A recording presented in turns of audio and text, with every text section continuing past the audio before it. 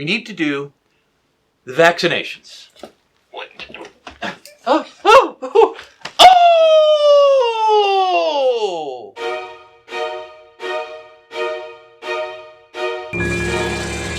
Hi, I'm Hermione Granger.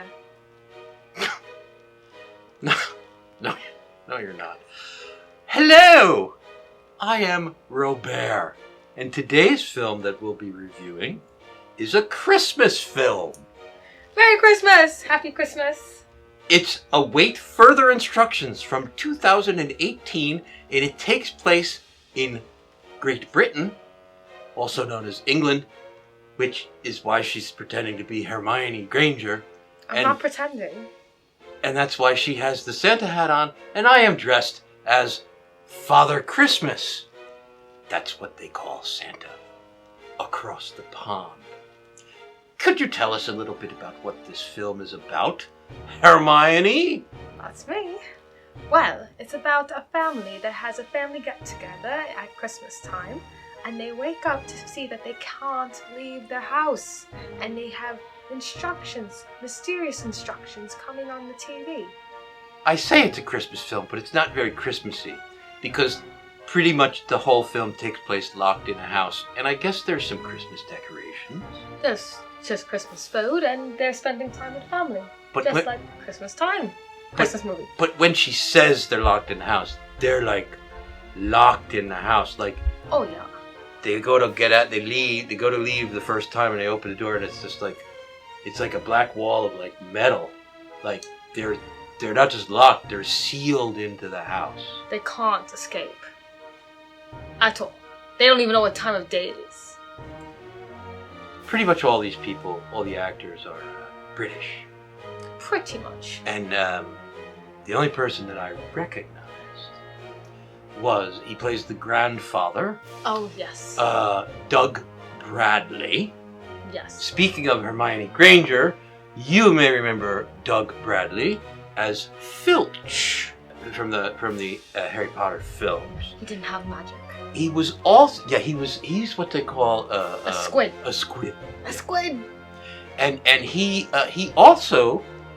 played Doctor Who, but he wasn't one of the mainstream Doctor Who's.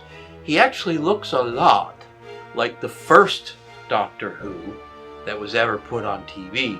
He's dead for a while now. So when they did some, whenever they want to reenact a scene from the first Doctor or something on one of the current Doctor Who's, Doug Bradley's the man. They get him in.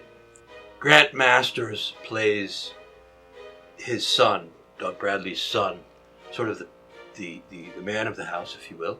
I didn't watch EastEnders, but he's in EastEnders, which is a very popular TV series.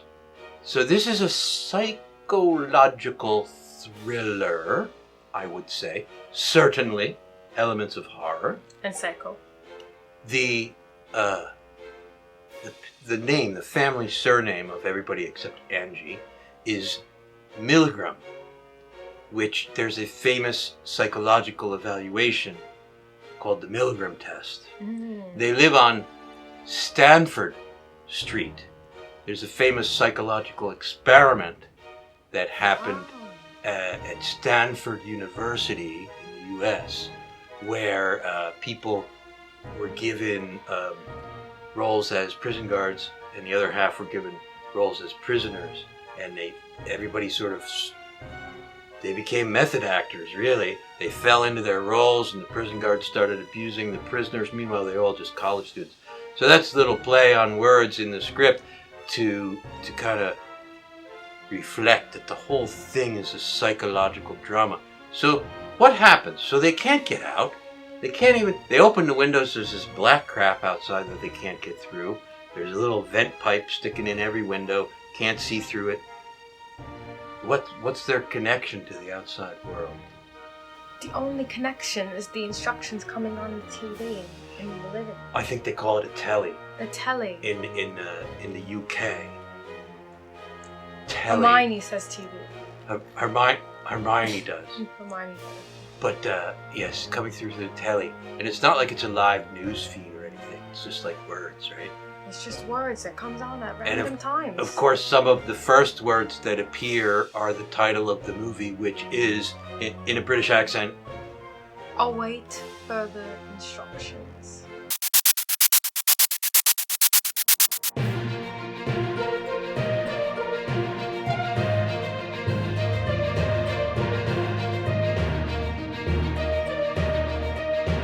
This is an ensemble, a small ensemble cast. Everybody has equal importance, shall we say, until the plot develops and until, people die, obviously. It's a horror movie. People are going to die. And I do want to say, although there's no bosom alert, 30 minutes in, there is a naked man buttocks alert, where we see none other than Doug Bradley's naked old man buttocks. Are you into that, Mother? It's my duty to report it to the viewers. Right. Anyway, 7 people. Granddad, Dad, his son and his wife, and that guy's wife. Then they have 2 children, a boy and a girl, and the girl's got a husband. And she's pregnant. And she is pregnant. And then the boy's son has Angie, the girlfriend. So there's 7 people stuck in the house. And I gotta say, it reminded me a lot of Gilligan's Island gone bad. Very bad. Yeah. Gilligan never had such a shitty day as these guys did. What's one of the first things that something comes down the chimney? You remember what that is? What is that? Tell the everybody. Syringes. There's syringes that come down a bag of syringes filled with some kind of liquid. And what does the TV tell them to do? To vaccinate themselves with the syringes.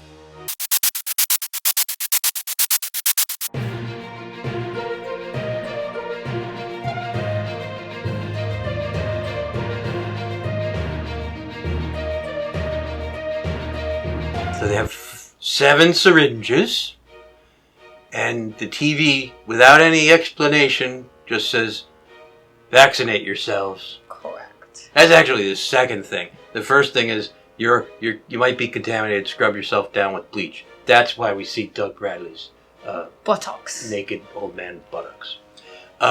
So the syringes come, and then, so what would you do if you were in that situation and you couldn't, there's no connection, your cell phone doesn't work, the TV just prints a few words every now and then, there's no radio, there's no television, and somebody, threw some syringes down with a note that said, give yourselves these shots. What would you do? I would not take them. I was with Angie the whole time during this movie. Yeah, Angie's, she's got a medical background. Correct. Yeah. Yes.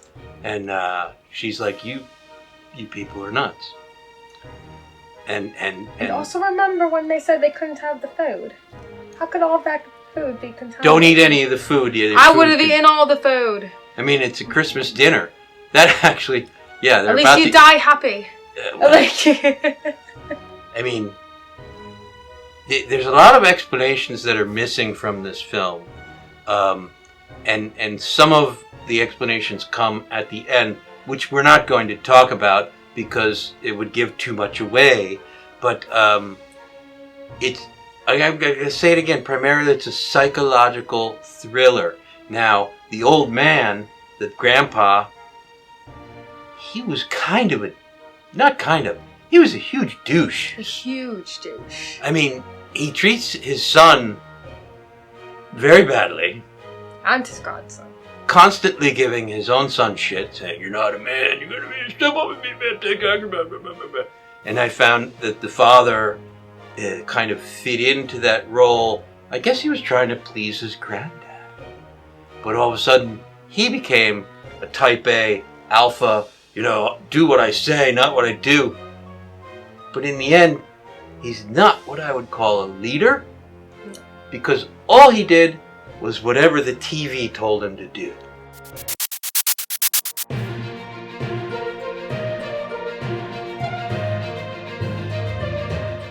Maybe you're getting the feeling that I didn't care for it. I didn't. She liked it. It was okay. Because she's British. Well, I do love my Brits.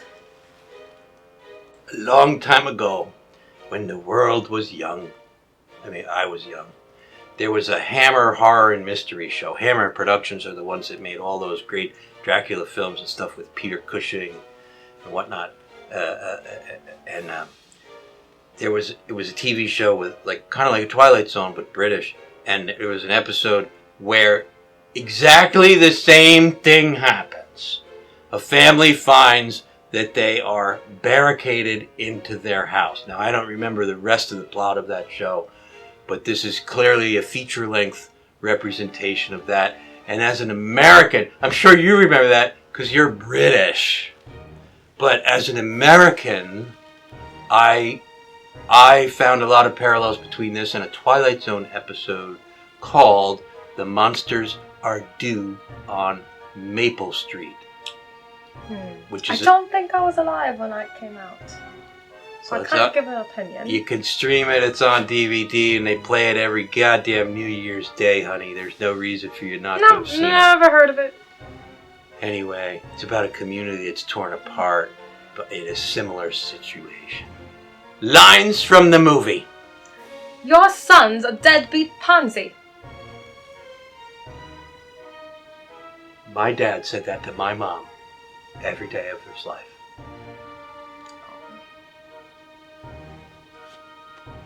He was an old man, and old men die.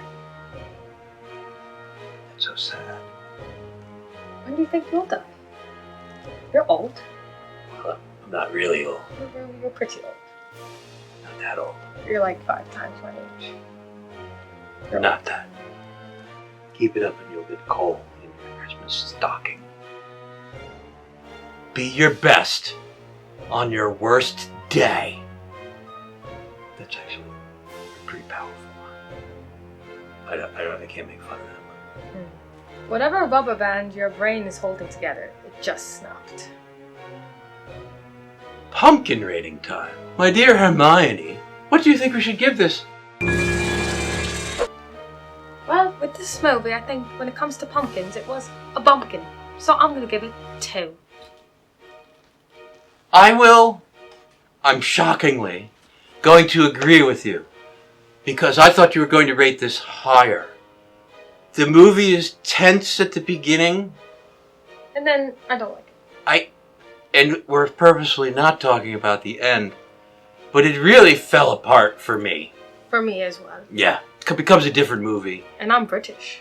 And not enjoyable. So, 2 pumpkins. Cheers. Pip pip. Cheerio. Cheerio. See you at Hogwarts.